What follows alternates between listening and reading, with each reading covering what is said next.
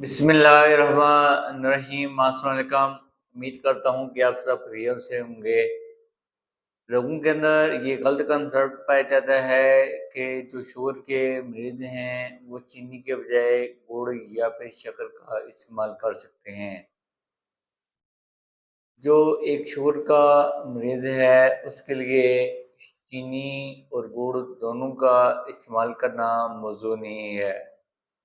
क्योंकि इन दोनों में सिर्फ़ ये फ़र्क होता है, जो चीनी होती है, उसकी जो अब्ज़ॉर्प्शन होती है, वो बहुत जल्द होती है। और इसके बरअक्स जो गुड़ होता है, उसकी जो अब्ज़ॉर्प्शन है शुगर की, वो आहिस्ता-आहिस्ता होती है। तो जो एक शुगर का मरीज़ है, उसके लिए चीनी और गुड़ दोनों का इस्तेमाल करना गैर मुनासिब है।